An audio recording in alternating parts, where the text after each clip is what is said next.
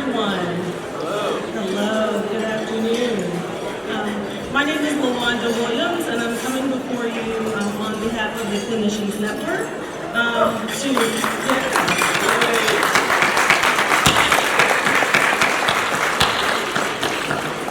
individuals who we nominate for this award have really been able to bring the heart of this work as providers, and I'm very pleased to come before you to share that this year we have elevated Deborah Borne for the Rotondo Award.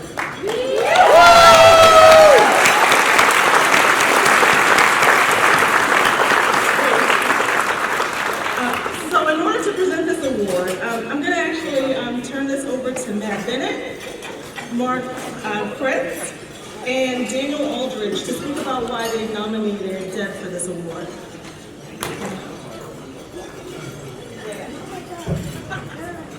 So as we all know, the path from addiction, homelessness, to housed and good outcomes, oh, I'm buzzing here. There we go. To good outcomes is not always a straight line. And a lot of times I get to meet folks at these conferences, see the brilliance of the clinicians here, learn so much. As I tell people, if you want to see world-class medical care, come to these conferences and watch people working with individuals with homelessness, addiction, racism, heterosexualism, all these things, and yet every day you help those folks live healthier lives. And I had this event with our award winner today when I was doing a training at the Tom Waddell Clinic in San Francisco.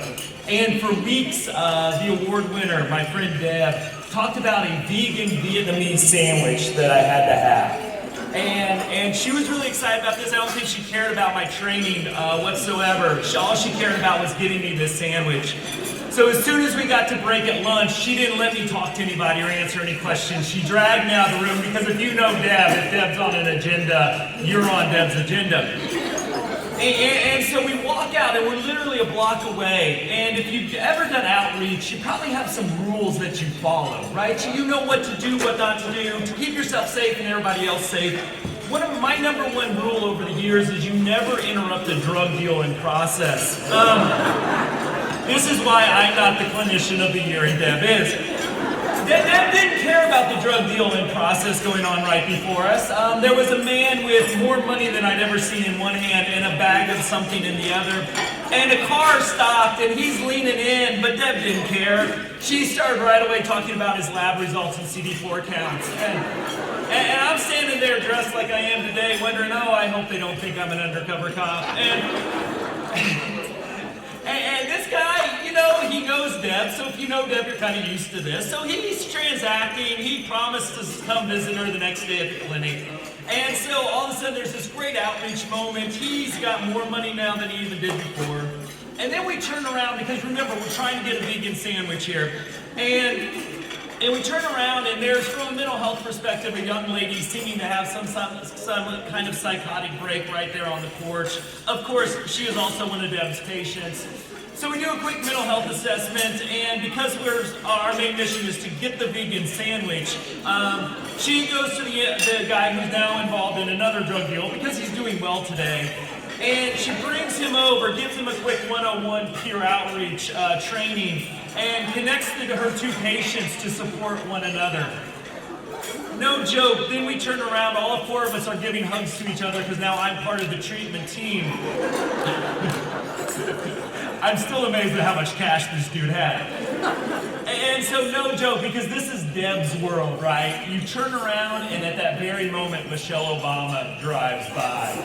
And so it's me, my two new best friends and our clinician of the year standing there and waving at Michelle Obama. If you're bored during this conference, find Deb. So while no journey to the outcomes that we work so hard to do is a straight line, I know our award winner this year has helped hundreds and hundreds of people over her career, has saved lives and guided people through her passion, through her love, and through her brilliance. So it's my honor to present this award to my good friend, on behalf of all of us, Deborah Borne.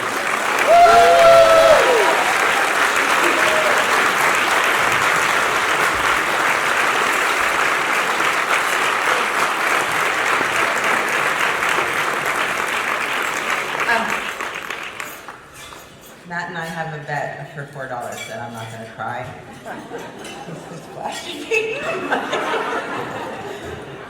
So just in case, they're good. Motivational interviewing. Thanks, Daniel and Mark, who got on the plane with me to do this. It's my fantasy to have the two consumers who I love so much to be here with me. Okay. Thanks, Matt. You're the monitors. John's on the thing. John will be Bobby's holding it up for John to see. Can you be the one to look at it? So, I can't tell you how amazing it is to stand here and be part of this community. I'm so grateful. Thank you, Matt. I get credit for bringing Matt to the council. I met him in 2008 on a Saturday morning at the Ryan White conference. Like, I wanted you to help me teach about trauma-informed care. Come on. So I should get an award for that.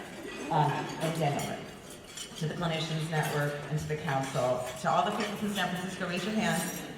So these people deserve an award for putting up with me. No, for all the work they do. We should be getting, this is for all of us together. Thanks to the patients, my colleagues and family who I learn from every day, humbly. So I want to tell you how I got here, which was kind of roundabout. Those two patients that he's talking about doing very well, they're now housed. One of them is Sylvester, you know him well, so they knew each other, just for HIPAA. So I was 27 and I was a social worker with women in Rikers, and I worked with them in Rikers and on the street. And my eldest brother, David, committed suicide. I've not tried it. And from my grief, I wanted to live life with meaning. And I realized I wanted to be a healer. At the time, a healer looked like an 80-year-old medicine woman who was going to teach me how to read tongues. But I got into medical school by accident. It's a longer story I can tell you later. They gave me a position. I didn't take my MCATs and I got a full scholarship. And I wasn't sure if I should do this. So I went to ask this woman, Diane, who I worked with at Rikers, and I said, Diane, would you see me if I was an herbalist? Or would you see me if I was a doctor? And she said, Deb, you idiot. I am incarcerated. When I leave here, I don't have access to health care. I'm going to see who they put in front of me, and I knew that I had to be that person. So I want to express how lucky and honored I am to take care of the humans living on the streets and to stand before you reflecting the incredible brilliance, which is every single person in this room. I remember sitting there thinking, who is that clinician and how do I be that clinician? So I put together 5 things that I've learned so far about being a healer. I'm going to do like a Dave Letterman top 10. I'm going to go 5 down. We're going to go, okay. No cry yet. So being a healer is about living our joy. The impact we can have when we're truly ourselves and feel joy is unimaginable. I doubted that I was smart enough to go to medical school. My tarot teacher, yes, I read tarot, and no, I won't do math tarot anymore because he thinks I killed his cats. But she said, do you want to be smart or do you want to be wise? Who would like to be wise? I said, wise, please. She said, don't think about what you're putting in your head as much as what you're putting in your heart and your joy, because wisdom's when we take the intellect and we bring it through our heart. And I am so lucky that I do work that I love, that I work with amazing teams, and I work with amazing humans like Daniel and Mark. That's me, that's my job, I get to work. I wish, as David said to me on the way to the airport, that I wish business wasn't booming. And it's weird to be in a profession where you wish you didn't have to have a job. Also, people have told me, especially Matt, that my enthusiasm can be overwhelming. And I realize that my not being grounded often affects the joy of others. So I want us to get grounded. I know many of you have been in my trainings. I do this energy medicine work and I do tapping. So everyone's doing tapping with me because I'm not going to be the only one standing there doing tapping. Let's go, Bobby. One hand tap, Bobby. Let's go. Come on. This is your stomach meridian. It's a good grounding one. And then under your clavicle, this is your kidney. This grounds you. We can rewire our brain. I do this with patients on the street. I'm doing it with you now. All right. Everyone feel grounded? I feel better. I'm going to get that money. Number 4, being a healer is about being an advocate for system change. Because people don't fail, systems fail. A nurse practitioner who trained me said calling someone treatment resistant is basically saying that I'm too lazy to figure out what's going on. Everyone wants something for their health, and everyone may not want that pill or to go into your four walls clinic, which means we must not only ensure that our clinics are trauma-informed and are equitable, but that we work with the creativity of consumers to make their care accessible. We must go out of the clinics and go back to the street and bring HCH medicine to hospitals, shelters, streets, and schools. We must redefine access to hygiene, food, and shelter not only as a human right, but as a public health issue. Number 3, being a healer is about working together for justice, and we need to start with our immediate health system. For myself, that means I would rather have you not call me doctor. Matt and I got in an argument because he was going to call me Dr. Deb, and I said, I'm going to say I don't want to be called doctor. And the reason is you don't say Nurse Arnold. You don't say social worker Albertson.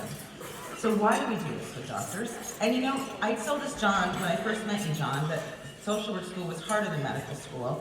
And it was weird how different people treated me when I became a doctor. Like somehow my voice mattered more.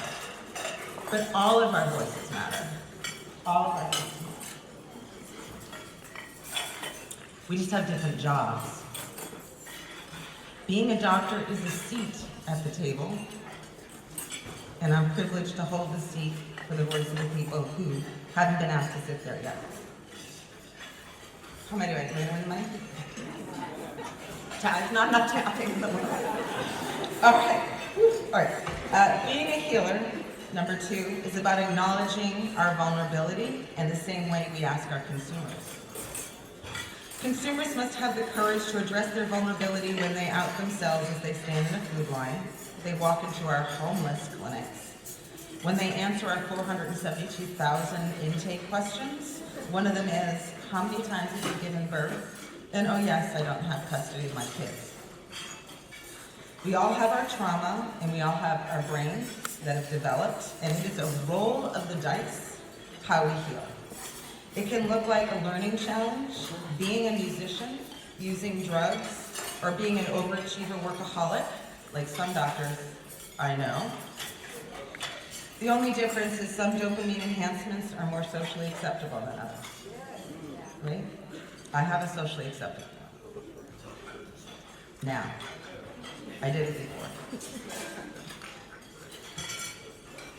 I wasn't going to say this, but I was at a talk with a Surgeon General, spoke at an addiction medicine conference, and he said that addiction is a chronic disease, not a character flaw.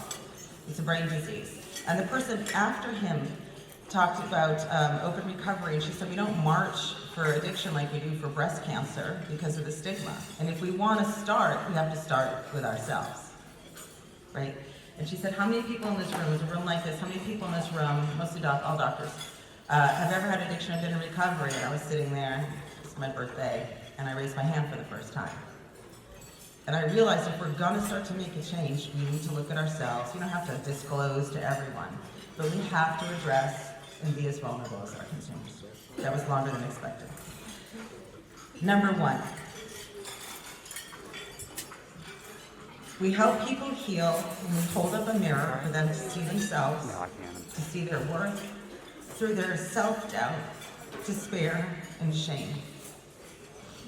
Being a healer is recognizing that it's actually a double-sided mirror. I'm gonna lose.